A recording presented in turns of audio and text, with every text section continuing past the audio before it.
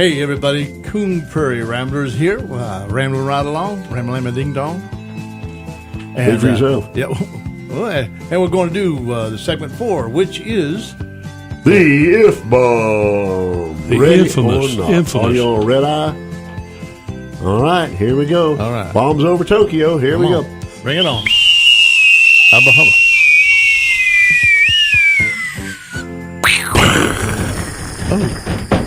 Oh, Roger. Yes. Woco. Goodness. What is our F-bomb today, Brother Kenneth? If you could be a comic book or comic strip character, Oh, goodness. who would you want to be? And why? Mel's thinking Jessica Rabbit. No, I don't think Jessica so. Rabbit. I don't think you can pull that off. I don't want to be Roger Rabbit. No, I'm kidding. What she saw in that knucklehead, I don't know. But I don't know. who would you like to be? I'm just kidding. You got one. Well, like in I mind? said, I was never a big comic book person, Oh, wow. but I probably want to be one of the superheroes. There you go. Nothing wrong with Which being a one? superhero. Narrow it down. The Huck, Who is the Huck? The Hulk? The Incredible Hulk? Incredible Huck. Huck? That was a redneck version of That's a No, that was sort of an unfortunate story. I would rather be born on Krypton and shipped through space, FedEx, and end up on Earth. run around with your underwear outside your tights. Yeah. Superman, Well, actually, right? I would change that. I would get them on the inside where they belong.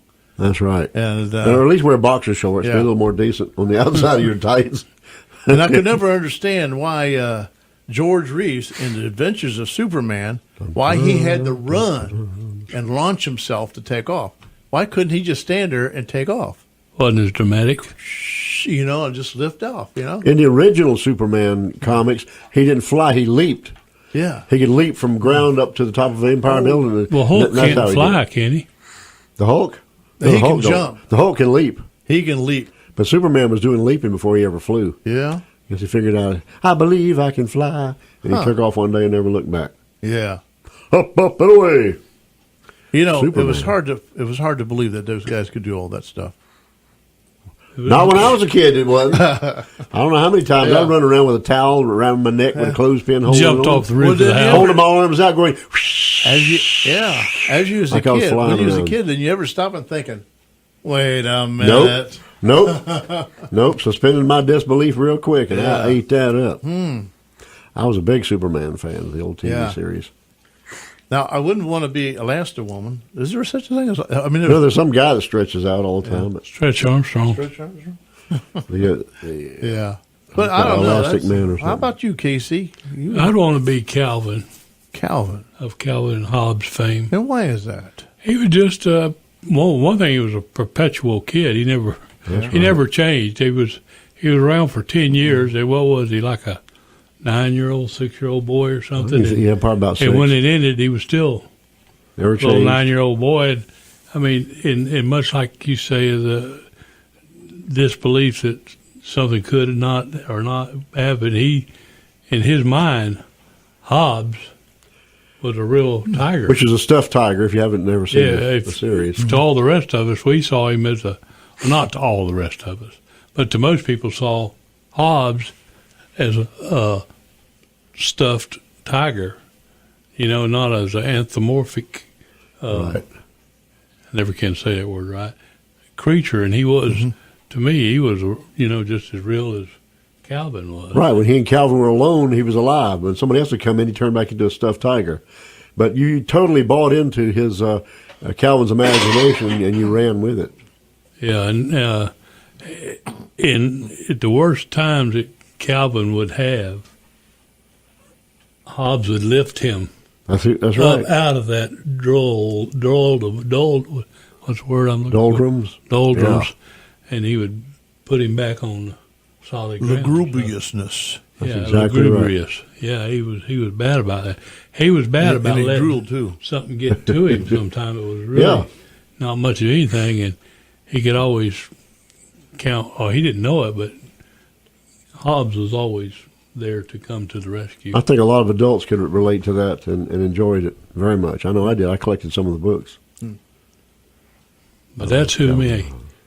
I love that just the fact that he was just a playful, mischievous kid, you know. Impetuous. I mean, always getting into something. Yeah, you never knew what he was going to do. Doing battle with his school teacher would turn into a Tyrannosaurus Rex in his mind. And how many times have you fought off baddies with a sword when you was a kid? We did pirates or wild Indians or and he bad guys. He was doing the same thing. Gangsters. He always had, not always, but he'd have a sword.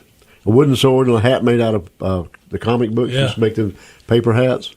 Oh, yeah, definitely. And so I could relate a lot to him. I did that. I miss that cartoon strip. Tell it to come back. Well, I was thinking Superman, but Mel took Superman away from me. So No, he's the Hulk. No, he's had Superman. He's the Hulk. Born on Krypton and being FedEx to. Yeah. I'll go with Popeye. Not that I have a thing for olive oil by any means, trust me, but I just like Popeye. You can be a regular guy, but if you want to really kick some behind, you eat some spinach. Of course, I would want it to be like turnip greens or something instead of spinach. When I was a kid, my parents made greens all the time. We never had spinach, but they always tell me it's spinach, so I'd always eat my greens. I would like to be. I could never understand why Bluto and Popeye were always fighting and stretching. That's why she was long and skinny, because they kept stretching her and fighting over her. And I don't understand why Bluto became Brutus. Same character. Yeah. You ever look at the comics? I'll have to look that up sometime. He was Bluto first, and he became Brutus. Yeah. But did you know Popeye started out had a cameo on the Olive Oil's comic strip? It was called. Olive had her own strip. Olive and her family. I'm trying to think of the name of it, but she had a boyfriend, and his name was Ham Gravy. That was Olive's boyfriend. And one day, on one strip, they went on vacation. They took a boat somewhere, and Popeye shows up on this boat or whatever. Really? And he was talking like he does, I am what I am, and all that. Yeah. And it was so popular that people we want to see more of Popeye. And so they faded out Ham Gravy, and she had all kind of crazy Well, that must have relatives. been way in the 30s. She had a or relative something. named Castor Oil, and all of them had the last name of Oil. But her boyfriend was Ham Gravy. They phased all them out. Do you remember Eugene the Magic Jeep? Yeah. Who did he belong to, or nobody? I don't know if he belonged to anybody, but he was on the strip. He came along later on, and he became it was like a magical creature. He wasn't any particular person or thing or whatever. He was just It was a dog with a funny nose. He looked like a dog. But they had a lot of characters on there that were reoccurring with bad guys and good guys and so forth. And they actually did a pretty good job of that, making that movie, Popeye, with Robin Williams. Really? They actually pulled that off really well, considering what they'd have to do. Uh-huh. I never saw it. Yeah, it came out about 1980 or so. Yeah. Look it up. He was very convincing, Popeye, believe it or not. He looked like him, which you can't imagine, but with big, puffy forearms and everything. I don't like to be critical, but Olive Oil had one of the most annoying voices I've ever heard. Oh, yeah. Shelley Duvall played her in the movie perfectly. Yeah. Shelley Duvall. That was a good movie. But who was the guy with the hamburgers? Wimpy. Wimpy. I'll gladly pay you Tuesday for a hamburger today, something like that. Yeah. Wimpy's in the movie. They're all in the movie. It is really, really good. I want to go home and watch It's it. very clever. Well, he wasn't Eugene the Magical Jeep. He was just Eugene the Jeep. The Jeep. But there was something magical about him. Well, he was a magical character. He must have came around just around World War II when Jeeps got popular. I think he was named for that vehicle now that you mention it. Jeep came out. I got a book on Popeye at the house. I haven't read it in a while, but it started out, I think, the 30s is when Popeye came along. Yeah, as far as the cartoons, the TV cartoons, I like the earlier ones the best. Oh, yeah. Yeah, because, when they get Hanna-Barbera-ish later on, They just got a little too far out. Yeah. The old stuff, Merry Melodies and so forth. Yeah, yep.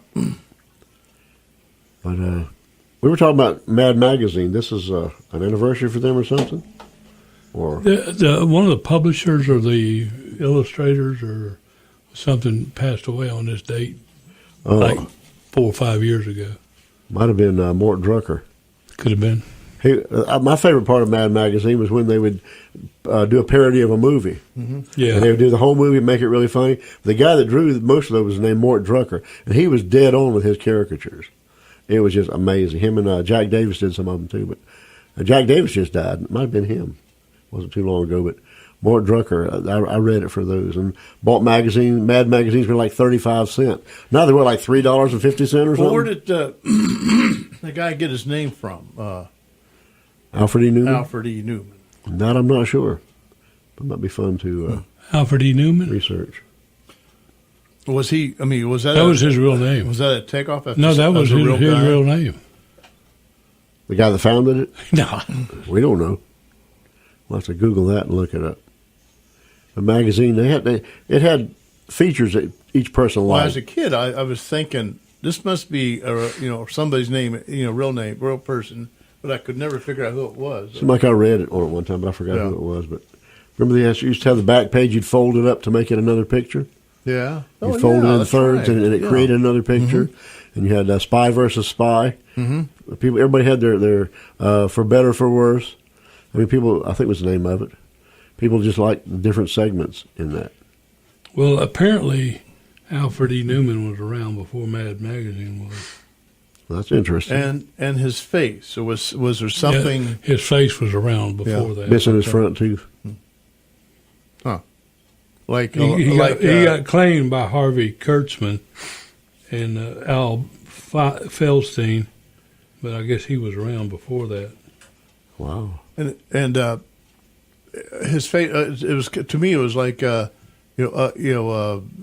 was here. Right. The nose hanging over the fence. The big ears and a gap tooth. Like something like that. It was Looked a little bit like Opie Howard, too, with that red hair and that's right. freckles on his face. Yeah. Opie Howard. Opie Taylor. Opie Taylor. Ron Howard. Yeah. But there used to be an old general store above Nocatee called Weaver's, Buck Weaver's. It was a combination gas station and general store. Buck Weaver. And Buck Weaver had that right next to the Heidelberg, which is a little grill and bar.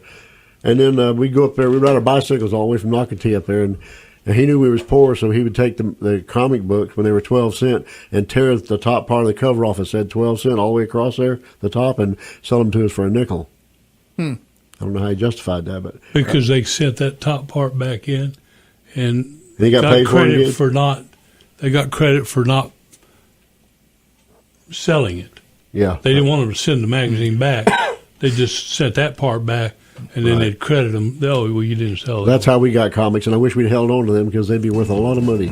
Of course, with the recovery off, maybe not. But anyway, we're down to less than 30 seconds, so we got to say goodbye. What is our frequency there, Brother Kenneth? 1480 AM on your radio dial. WFLN, Arcadia's news and information station. A little radio station on the... Prairie. All right, man. Ding, ding, ding, ding, ding. Yeah, We're I out got of here. The Coon Prairie.